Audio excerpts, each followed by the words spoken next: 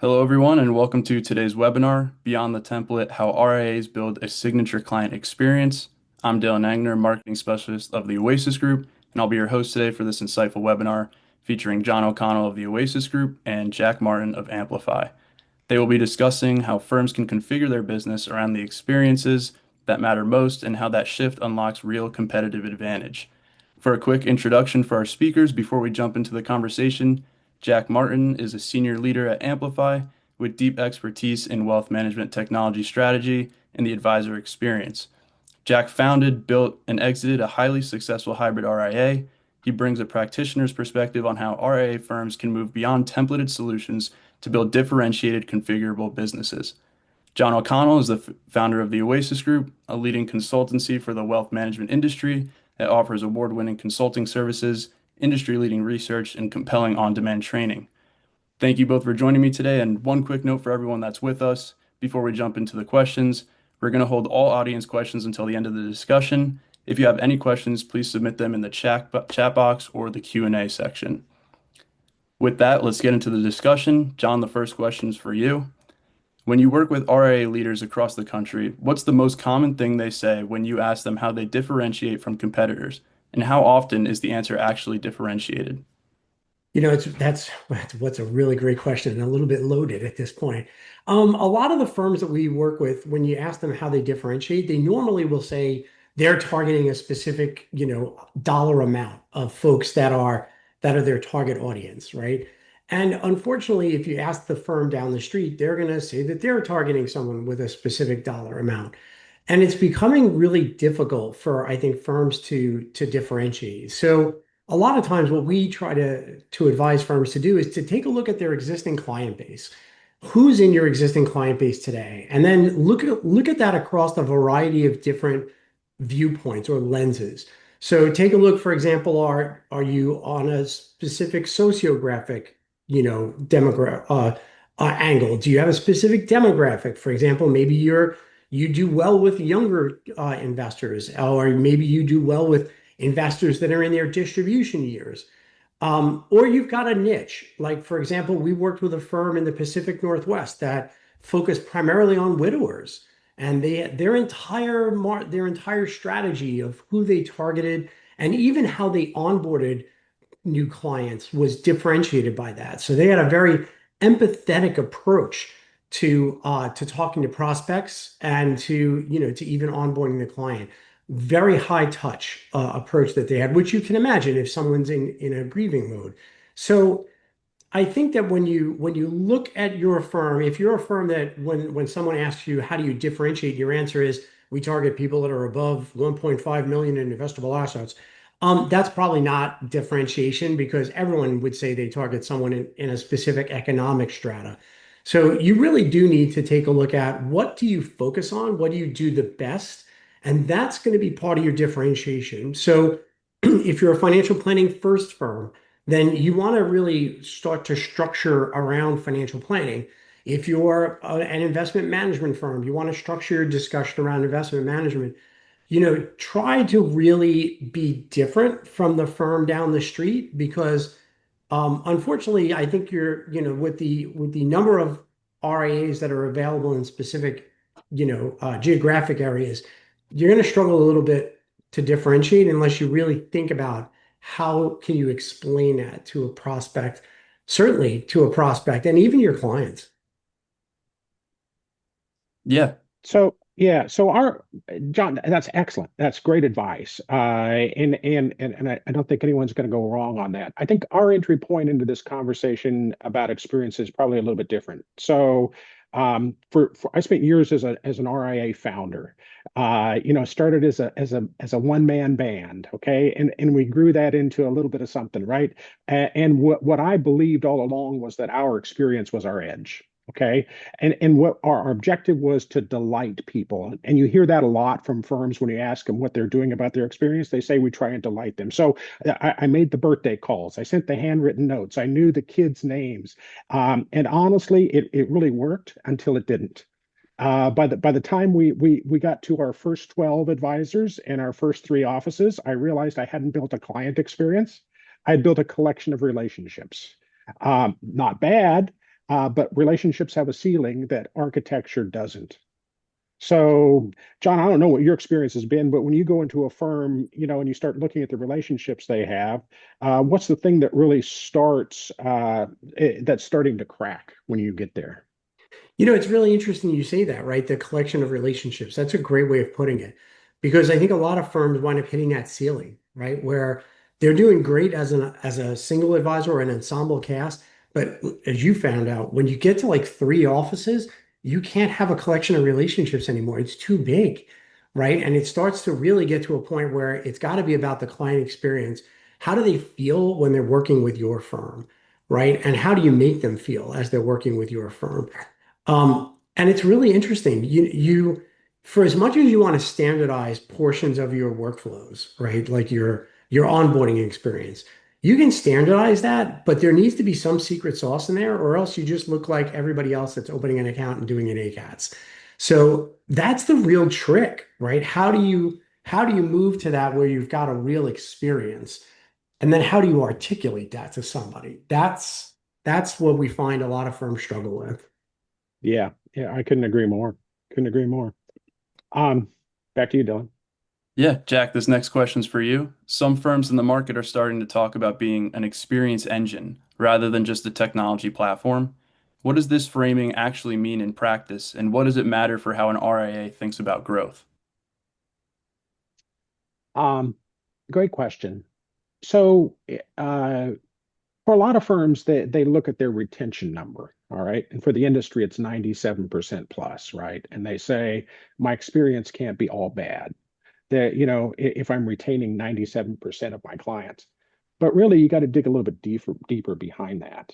Um, Keep in mind the average high net worth, ultra high net worth client has 3 to 7 institutional relationships beside you. So you may have a share of that, but how large a share of that wallet do you actually have is really a better metric than saying 97% relationship. The other thing that we're seeing, I don't know, there are lots of big numbers being thrown around. It could be 84 trillion, it could be 174 trillion dollars, but the this wave of money that's going to end up in the hands of the next generation is significant. All right. And what we know is they aren't very happy with mom and dad's financial advisor. They opened an account at Robinhood. It took them a couple of hours to fund it and start trading, and they come over to trade with name, fill in the blank for the name of the custodian, and it takes days or weeks for them to be able to do that, and they don't have the patience for that. The third thing is, if you Julia Littlechild has a great metric for determining whether your clients are truly engaged with you, and it's how many of your clients gave you at least one referral last year? And so that's another way to get behind that 97% figure to say, so really, what's going on with my clients? And so what the question that we like to start advisors with is, think about the last client relationship that drifted. It probably wasn't a blow up. They probably didn't leave to go with someone with better investment performance. They just sort of drifted away. So when did that actually start for you? It's a good question for you to ask. What do you think, John? I completely agree. I mean, the 97% I think is a bit of a misleading number, right? Because you look at some of the money in movement, right? So when a spouse passes away, what happens to the money? Well, 77% of the time it leaves, right? When the two people pass away, what happens to the money? Well, in over 80% of the time when it goes to the kids, they leave, right? So the 97% I think is misleading. And the second thing I want to mention is like I've got a really good friend of mine who lives in my development who they just changed financial advisors, right? And what was interesting was the financial advisor never had a conversation with him, to your point, of share of wallet. He had several relationships. He had insurance relationships, banking relationships. He had sold a business very successfully. So he had a lot of relationships in his financial world besides his advisor.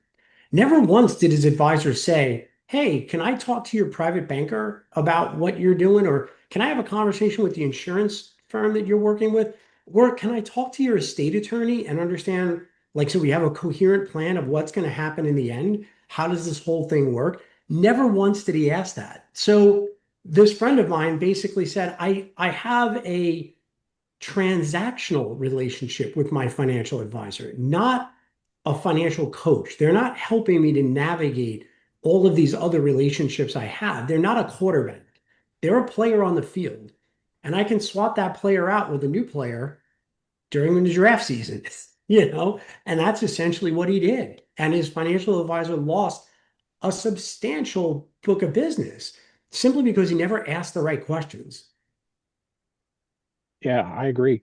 And I don't know who that guy's firm advisor's firm was, but what you just described is more typical than we would all like to think. That Very.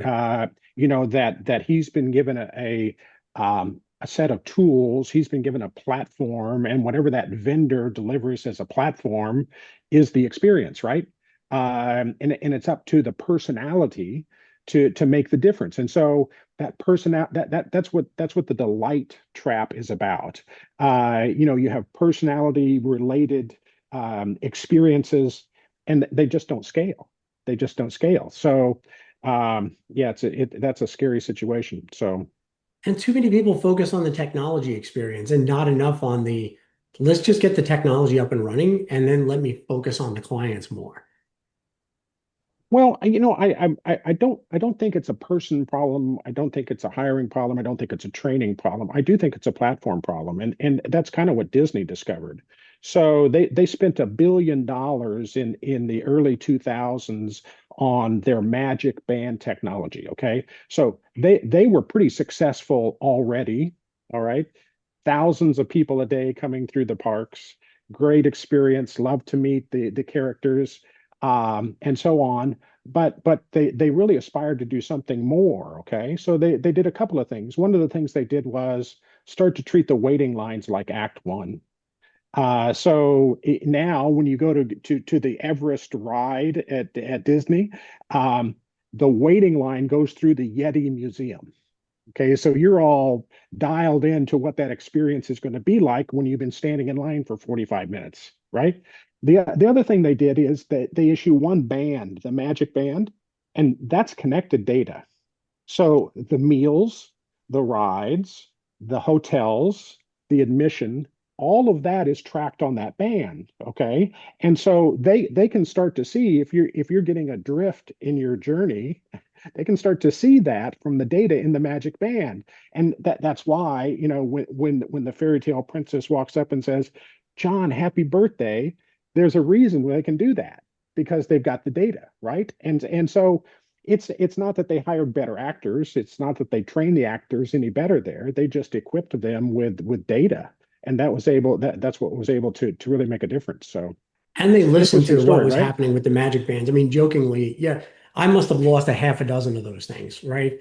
And the reason is like every time I would go, like I would basically get in on and off a ride, it would fall off my wrist, right? So then they wound up putting a lock on it because I think basically because they interviewed me and I was like, well, this is what I was doing and it fell off and I lost another one, right? So I mean, in 1 week we were there. I think I lost two of them in 1 week while we were there during one of our trips. But you're absolutely right. It comes down to the data. They have a really good understanding at that point of think about this. It's crowdsourcing at its finest.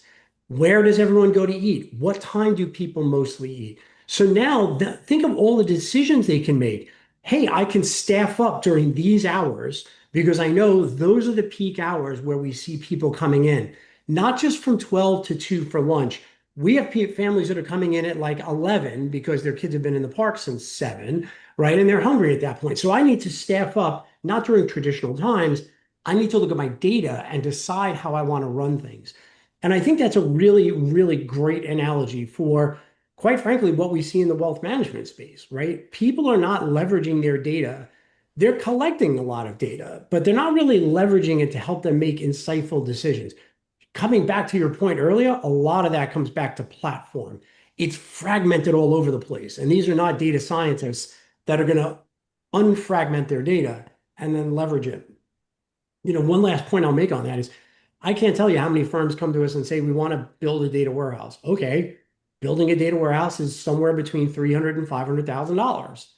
That's not an Oasis Group cost. That's you've got hardware fees that you're going to pay, you've got software fees you're going to pay, you've got to build this data aggregation technology, and then you have to maintain it moving forward. So maintaining it's going to require a technical person who's going to have a fully loaded cost of somewhere between 180 and $200,000 a year. So like it's technology, it's the gift that keeps on giving. Once you've built that, you've got to now maintain that platform. A better solution is find someone who has that platform and kind of outsource it to them and then leverage the data, which quite frankly is something we recommend to a lot of firms. Makes total sense. And I don't want to beat the Disney thing to death, but we come into examples all the time of where that's happening in firms. A high net worth client who calls on Tuesday and says, "Hey, I need to change the beneficiary on my $2 million Roth IRA because I just put that stock into trust." Now comes back to meet with you on Thursday, and the first thing you say as a financial advisor, "Hey, what's going on? Anything change in your life?" It's kind of like, uh, I told your team on Tuesday a pretty big change that's happening in my life. How come you don't know about that happening today? And Yep. so, that's where the drift starts to happen. If clients jump into their client portal and they can't organize the accounts the way that they want to look at them, if they can't see their alts account as the first thing they want to see, if they can't see the kids' accounts clumped together as the way they want to see them, then it's not that they're going to say, "John, you suck," and they're going to fire you. It's that they're going to take the next phone call, or they're going to move to one of the other 3 to 7 institutional accounts when that liquidity event happens. So, a good question I like to have folks ask is, so ask your ops team, if how would you be able to tell if a relationship was starting to go lukewarm or starting to go south without picking up the phone and calling the client? How would you know that? And if you can't get a good answer to it, it's not that you got to have a bad ops team. It's not that you haven't trained them well. It's not that there's some secret there. It's in the data. Have they been on the portal? Have they started to slow down the withdrawals they take because maybe the money's coming from somewhere else?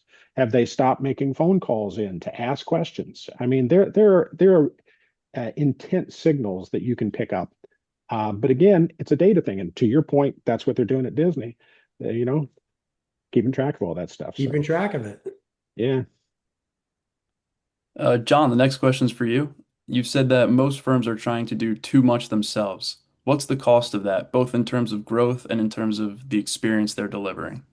I think it comes down to a lot of firms, there's so much technology available in our space at this point, right? That I think a lot of firms wind up wanting to implement a lot of different technology because they think it's going to help.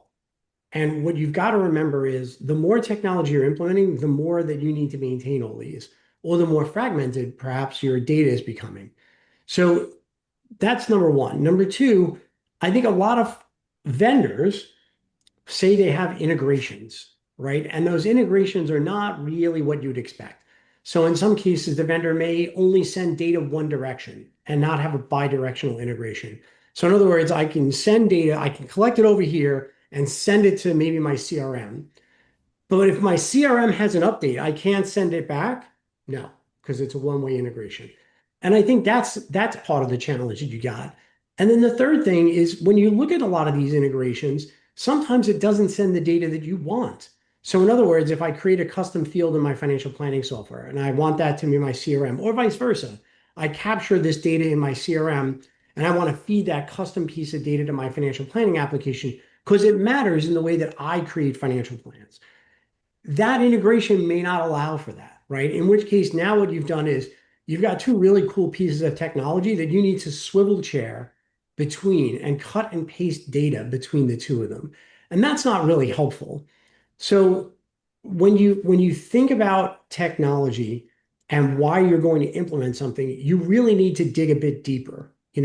Think about it like this. Every software vendor in the world gets paid one way. You buy their software. So it's always going to look good because that's their job to make it look as great as possible. Behind the scenes, you have to dig a little bit deeper to understand what's really happening when I put data here and it goes over there. And is when you say integration, dig a little deeper. What do you mean by that integration? Exactly what kind of information flows and how does it flow between the applications? A lot of times I think people implement technology and it makes their lives more complicated, and that's not what technology is supposed to do. It's supposed to be a force multiplier to make your life easier and not more complicated. Those are all excellent points and great markers for the listeners to pick up on. Um, maybe I take just a little bit different approach to this because I'm not the Do tech that. guy on the call, right? So what you just described is the way the world exists today, right? All this legacy stuff was designed to get stitched together, right? So, and we were designed, we bought into this notion that the solution is one more tool, okay? And so, what I would challenge our listeners to do is to adopt a different mindset, okay? You're not trying to scale people in your business. You're trying to scale a platform. When you start thinking about platform, what is my platform? What is the experience that I can deliver with that I can deliver with that's configurable to how I want to run my business and how the different segments of clients I have under my roof, how does that work? And is it of a nature that it help us bring additional teams on? I know you deal with a lot of breakaways, and the biggest problem they have is in 90 days or less, be up and running, generating revenue in an institutional way, similar to the big bank you just left, right? Yep. Okay, so kind of a daunting deal. We had a meeting a couple of weeks ago with a $6 billion RIA that lives in that bank space, and they plan on 12 to 15 months of non-revenue generating, minimal revenue generating when they bring a new team on. And yeah, I did the same thing you Yeah, I did. mean, what are you That's talking about? exactly. I mean that's forever. And if you're in that acquisition business, I mean that's the first thing you got to do. How do you get them onboarded? How do you get them up to speed? And more importantly, if a client went into the office of that newest team that you just acquired, if a $9 million client, which was the average for this firm, if a $9 million client walked in there today, would they have the same experience as they would have if they walked into your best advisor's office? And the answer in that meeting was, well, it depends on that advisor. It was kind of like, point made. Okay, you don't have a platform, you don't have an experience, you got a collection of stitched together uh, technology that human middleware, is gluing together for you in a way that's just collecting relationships, not building experiences. And it's So, super interesting. I'm sorry, go ahead, finish your point, no, Jack, no, but no, no, no, no, you got it. it's super interesting too, right? That's not only an issue that you see with these breakaways. We work with a lot of RIA aggregators as well. I can't tell you how many aggregators are buying firms and leaving them on disparate technology platforms. So, in fact, one aggregator we spoke with, which will remain unnamed, said, "Hey, we have tiger teams that we can drop in to help them spur organic growth and bring in more clients, right? Great. How do you know if they need that help?" And they were like, well, they're going to ask for it. I'm like, are they? Are they really going to ask for it? Or because you have no management insight, you don't know how many new accounts they're opening. You don't know how much a bigger share of wallet they're getting from their existing client base. You don't know how many referrals they're getting. You don't know how many people they're actually going out and talking to cold call. You have no idea what's going on because they're all on different disparate systems. And you don't have a data warehouse to bring all that data together. So how do you plan to get at your private equity backed firm, how do you plan to explain to your private equity firm, how are every one of my teams actually growing? And there were crickets on the phone with that. And I can't tell you I would love to say that is a anomaly. It's not. We find that more often than not that these firms have PE-backed money, they're buying other firms, but they're not putting them on a consolidated platform. And because of that, you lose the visibility to say, these advisor teams are doing really well, these advisor teams are not. So how do I tap into that pocket of excellence and use the knowledge of that pocket of excellence across the firm so that we're all having a consistent experience, or we're all growing at the same time, the same rate, or at least coming close to growing at the same rate. But without the visibility and having these disparate solutions without a platform, you can't do it. You can't drive the insights you need. Yeah, 100%. I mean, and what you're left with, okay, so there are different facets of this experience thing, right? So we've been talking a lot about the client experience, right? Well, there's the advisor experience, all right? There's the workforce experience, all right? Your ops team and so on. And I can't tell you how many times we ask them, okay, so what's business like on Mondays?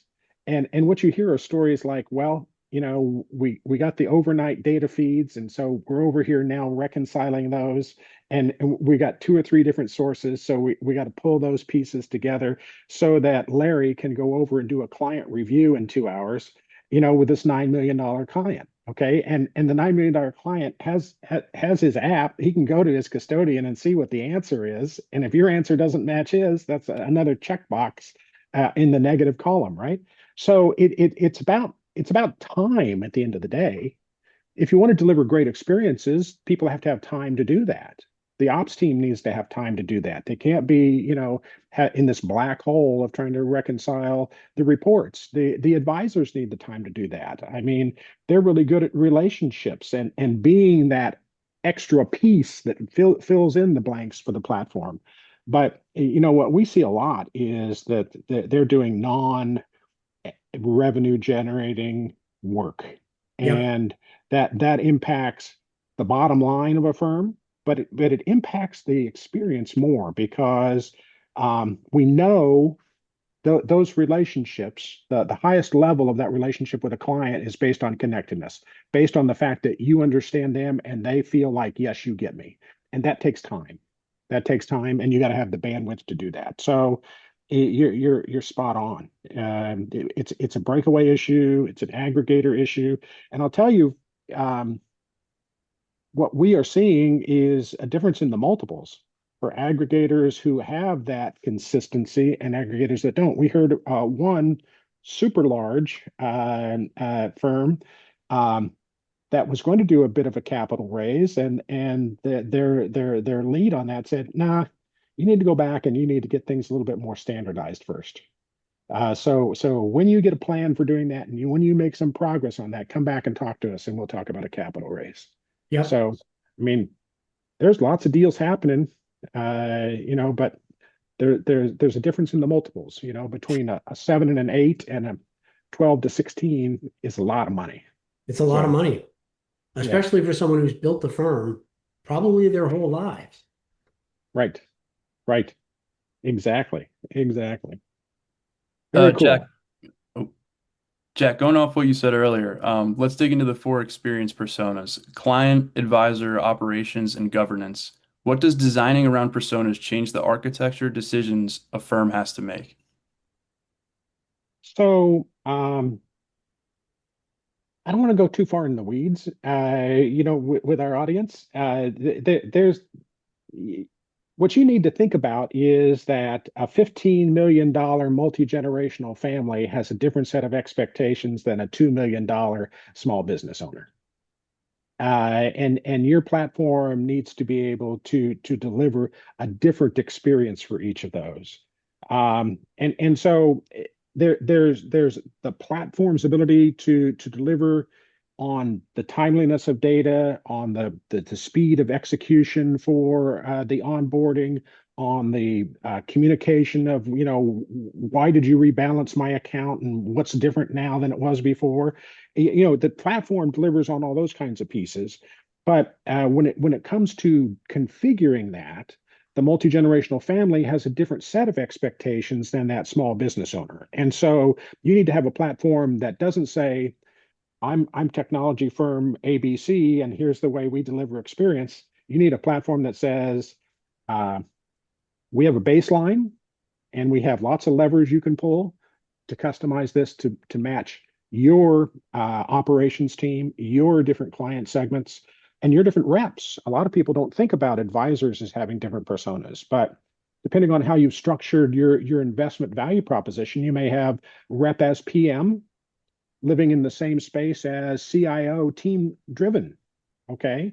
And both of them are successful in different ways for different reasons. And it's hard to find platforms that will let those experiences coexist at a high level, right? Have you seen that at all, John? I have. I mean, when you talk to some of the aggregator firms, if they're a firm that will embrace rep as PM, then that tends to be the types of firms they're buying. And if they find a firm that says, "Hey, I'm financial planning first, I'm model portfolio driven," they shy away from it a little bit, right? Because all their processes are built around one advisor persona. And I think that also does a really big disservice. If you're an aggregator, you need to be looking at firms that are are ready to really grow at an outpaced rate. Because certainly that's what your investors are expecting. They're not expecting the 2 to 3% growth rates that we would see in many of the other practices in the industry. They're expecting 5 to 7% growth rates.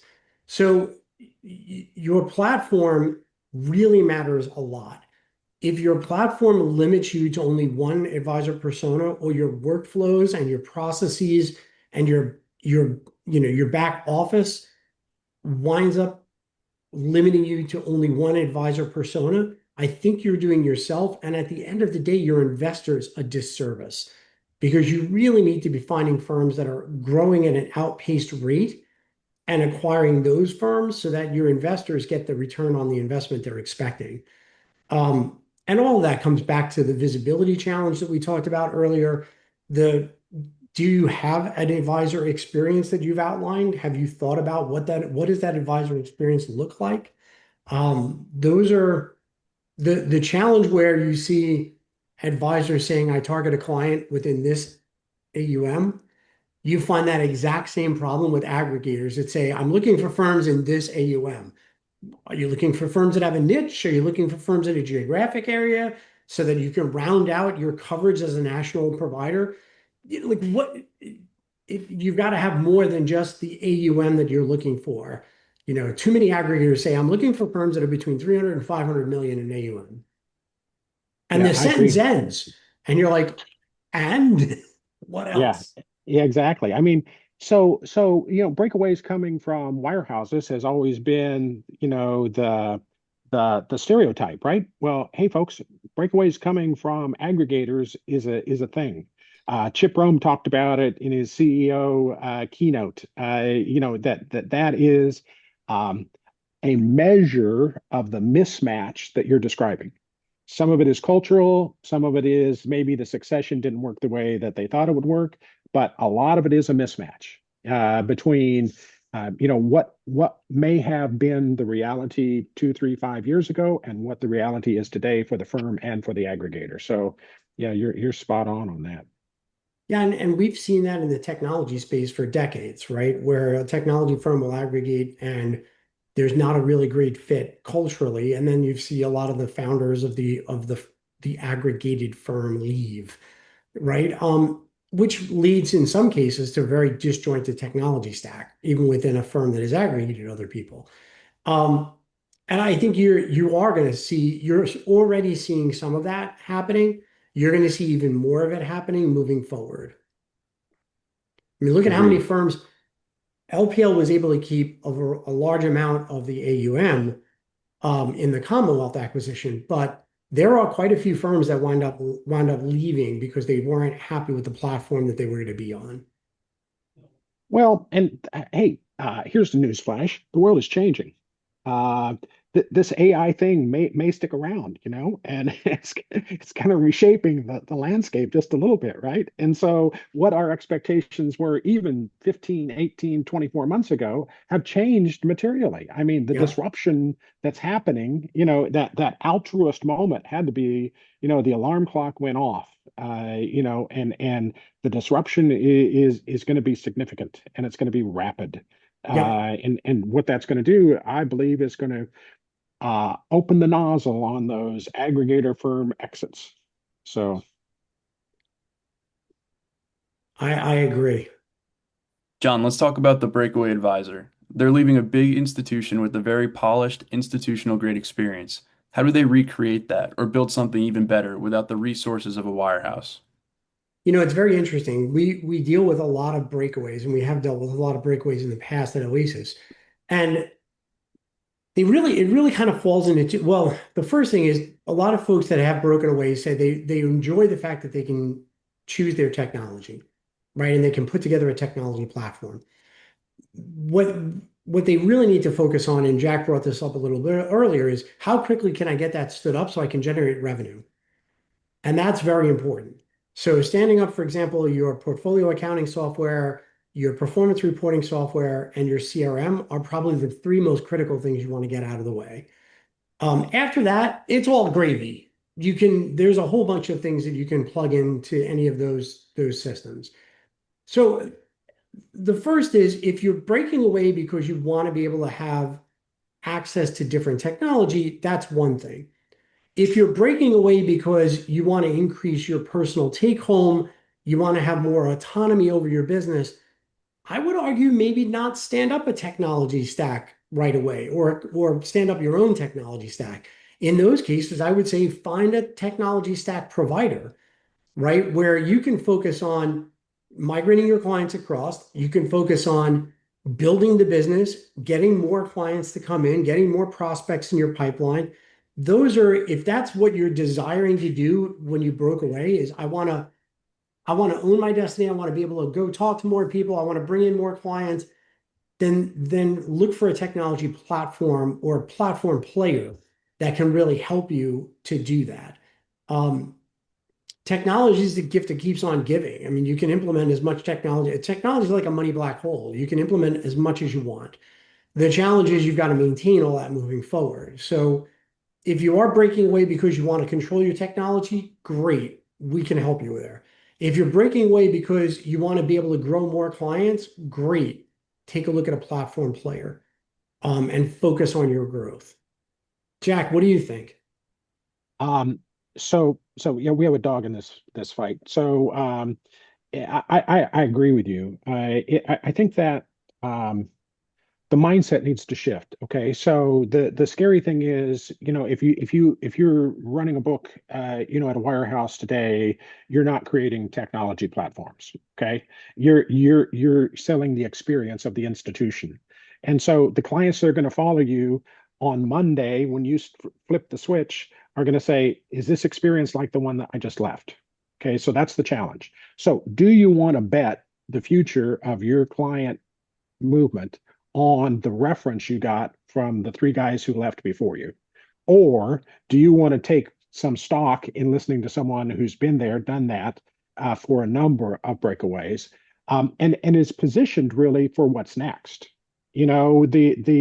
We talked early on in this conversation about how the world that has existed has been one that says buy more tools, stitch them together, put in human middleware so that you can toggle between portals and you can swivel chair and do all that kind of stuff. Okay, so why would you? I mean, that's the definition of insanity, right? Why would you do that? So, yeah, we're obviously fans of the all-in-one and not the Model T approach, but rather highly flexible, open architecture situation. So. But I think the key there isn't about the tools, isn't about the technology. I think it's about the data. I mean, that's what the Disney story is about. If you think about Four Seasons, how does Four Seasons know what pillow I like? How do they know when I like to have dinner? And how do they know? I always like to play golf first thing in the morning. So when I get to the Four Seasons, all of that stuff is laid out for me, ready to go. The answer isn't that they have brilliant concierges and minions working the phones. The answer is they have data. They keep the data. It works across all of the entities. Same thing with the Disney story, right? Like you said, restaurants, waiting lines, all of that kind of stuff. It's all about the data. And I hate to go there, and I don't really want to focus on data. Think about it as one unified record, okay, for each client across all custodians, across all accounts, across all of their um, life context, okay? One record, that can be your source of truth. And that's really the standard I think you need to have, the mindset you need to have. How am I going to be able to get the data? Is it going to be easy for me to work with? And is it going to do the job that I want to do and deliver the experience that I'm going to need to convince them that Jack Martin's name on the shingle is just as good as ABC Wirehouse? So It's really interesting that like two of the brands that you mentioned, right, are both high net worth brands. Um, and I will argue a Disney vacation is not an inexpensive value proposition, right? So what's really the differentiator there? If you're targeting high net worth and ultra high net worth, you had better have a data story and a capability that exceeds your competition, right? Because that's what they expect. And if you're targeting more of a mass affluent, or the Main Street millionaire, you could probably get away with the performance report that looks the same as everybody else, and have more of a relationship-based business around that. So it really is, it's very interesting the examples that you brought up so far in our conversation, right? They're all high net worth brands. And what's the big differentiator there? They're leveraging data to enhance the client relationship, and they're continuing to do it over and over and over again. And that I think is something that really differentiates. If they're a firm that says, I want to go after ultra high net worth clients or high net worth clients, it really does come down to you've got to have the data to differentiate that experience. You have to, because it's not just that the guy down the street or the gal down the street is going to have the same type of experience.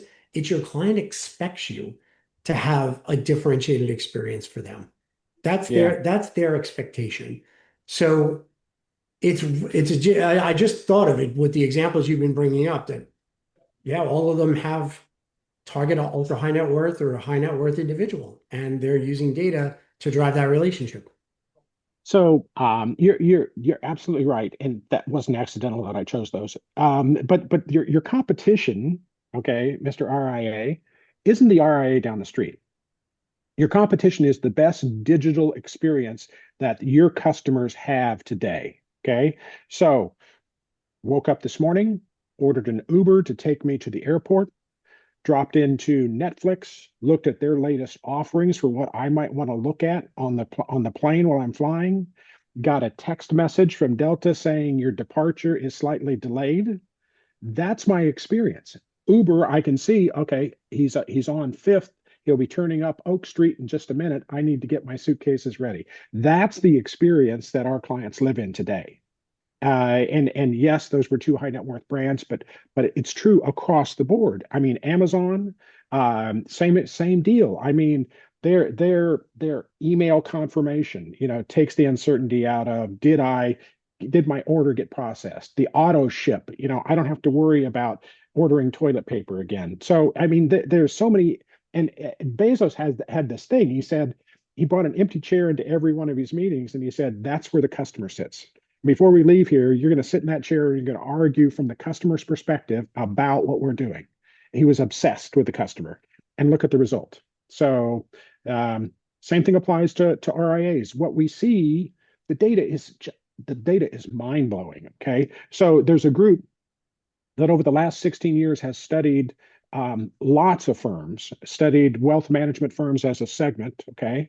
And what they found is that the firms that are really good at customer experience, and you can measure this, it can be Qualtrics data, or it can be JD Power data, but you can measure the quality of the experience they're delivering. The firms that are really good at that, the leaders, had enterprise value growth 4.8 times the rate of the laggards. Yep. So, I mean, that's a big number. That's serious money. All right, and it's all about their ability to drive that experience. To really, it's all about that ability to look at a unified record and say, how do I take care of this client today, right? So, there's my rant. I Yeah, completely agree. Jack, touching on something you were talking about a little bit earlier, a lot of firms are running on fragmented data across multiple systems. Why is a unified data model the foundation of a truly configurable firm, and what breaks down when firms don't have it? Um, we'd have to start over, Dylan. We'd have to start over. The the the reason you have to have unified data. It's the only way to create the efficiency, to create the time so your people can invest in their relationships. It's the only way to make sure that you're delivering the whole story to the client in the form and fashion that they want that story to be delivered in. And it's really the only way to separate yourself. When the marketplace is filled with fragmented legacy tech with stitching and human aware and all of that, if you want to separate yourself, give. I think Jack's having a challenge with the with his connectivity. I can understand where Jack's going, right? The data really does become the differentiating factor. So if you're having an experience, if you want to drive that experience, you need to understand kind of what your overall view looks like. So whether you're the firm trying to drive the experience and saying which clients are we winning more of, where are we, what of which advisory teams in my organization are driving better relationships, are generating more referrals, are generating more prospects, are opening more accounts, are winning more wallet share. But the data is what's going to unlock those insights for you at the firm level. And then when you think about how do you unlock those same insights at the client level, it comes down to what do you know about your client? For example, Jack brought up earlier, if you're on a Monday trying to reconcile data from the weekend from your custodial data feed, and your advisor winds up having a client meeting that's coming out at 10 o'clock in the morning, you've got to be ready for that client meeting. The client's expecting you to have their up-to-date information and numbers. And then even going back to the example we discussed earlier, where the client spoke with your team and said that they're going to repaper one of the accounts so that it points to their trust and not to them any longer, and you don't know that as the advisor when you give them a ring or you see them at at an event, or even worse, you come into a client meeting and don't know that information, that just diminishes the overall client experience. You have the data. It's not that you don't have it, it's the visibility to it that may be challenging for you. And that may be an area that you're lacking, or you don't have enough information around. With that being said, Dylan, why don't we move to audience questions? See if Jack can get back in. I think he had a technology issue. Why don't we move to audience questions? Yeah, sure. So one question I'm seeing here, we're a $500 million firm with a strong investment process. Is the experience engine concept relevant for us, or is that more for larger or breakaway firms? I think it is very relevant to a firm at 500 million, right? So it comes down to what do you want your firm to be? If you're going to be a technology first firm, that's a decision. If you're going to be more of a data first firm and you want that platform experience, so that you can focus on client relationships and not so much on the technology and the platform behind you, then it is definitely a consideration for you at 500 million or even a billion. There's no reason why, as a billion or 2 billion or $3 billion firm, you need to be running all of that technology and not leveraging a platform. So I think it really comes down to what's your value proposition to your clients. If your value proposition is the relationships you bring, the ability for you to understand where your client is, to become the financial quarterback with that client and be able to surface all the data that they have, especially around relationships you may not own, for example, a banking relationship, then having a platform where you can have all that data behind you is absolutely critical. Yeah. Jack, great to have you back. We're just answering some audience questions here. So I'll address the next one to you. How long does it take to move from a templated approach to a truly configurable, persona-driven experience? What does that transition look like? Um, okay, so the answer depends. How's that? It depends on where you're starting from, what the platform is that you're on today, and what shape your data is in, what your understanding is. That question I asked earlier. If you ask your ops team how they'd know without calling the client whether the client was happy right now, that'll tell you where you need to start in figuring out, your customer experience. And so yeah, I'm sorry, but the answer is it depends. I hate that answer, but That's the best I can do for you, Dylan. I think just to add to what Jack's saying, right? It comes back to you really kind of need to take a look at what kind of platform do I want to be on moving forward. And if you want a platform that offers you more of a unified experience, a unified data structure, then that's definitely a decision that you should consider. Um, all too often, I think firms get caught up in the demo and not really understanding their underlying requirements, or you get caught up in just the buying experience, right? So, hey, the product looks great. I think we'll be really successful on it, and we're going to buy it and implement it. Um, Try to dig a bit deeper. What does this do? How does this particular new solution or the platform support where we want to be in 5 years? What's it going to do to help accelerate that? Or is it going to play a part of it in it all? So those are, I think, really interesting questions you should ask yourself. Uh, if you're a firm that broke away and now you're sitting here on a large technology stack and it's beginning to grind, um, then you kind of already know where some of your challenges are, maintaining this big technology stack and swivel chairing. So when you start looking at what you want to do next, a platform may not be a bad idea for you to get out of that maintaining all of the software yourself. Yeah, the other thing I'd add is, it starts with a mindset, right? So, if your best advisor left tomorrow, would your client's experience be the same, or would it change? And if the answer is no, it wouldn't be the same, then you don't have a client experience strategy yet. So I would say start with the strategy, start with the mindset about the strategy. The second thing is a point that we talked about early on, and I hope we didn't put too many people to sleep when we started talking about data, but really it depends on where your data lives today.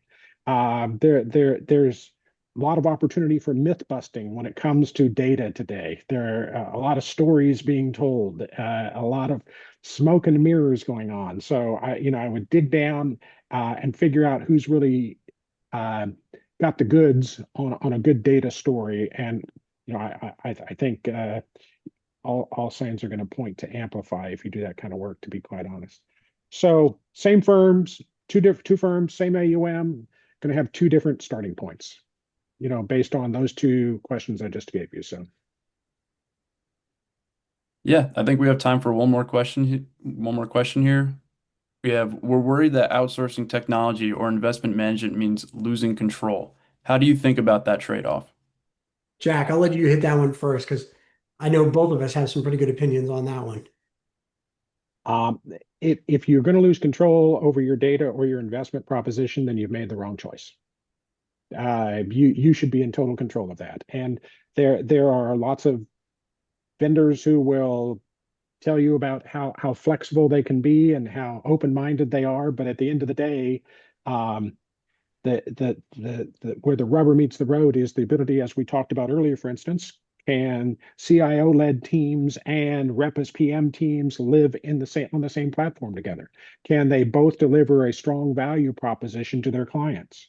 So can you serve the $20 billion multi-generational family as well as you can serve the $5 million small business owner? That tells you a little bit about how strong your data model is. So And I'll just add one last point to that is you need to have that conversation up front when you're taking a look at platforms, vendors. There are so many vendors in our space that say they'll charge you to get your data back, or that will say we're not going to give you all of your data when you leave. Remember this, every technology vendor in this space, every custodian in this space has nothing if you didn't bring the client to them as the advisor. They don't have any data because unless you brought the client to them, they don't have it.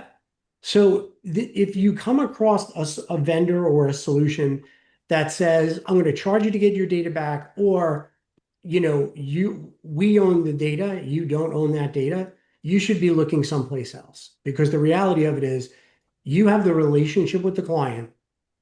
If you were to leave one technology platform and go to the other, the client is all likely is going to come with you. They're not going to stay because of a technology platform.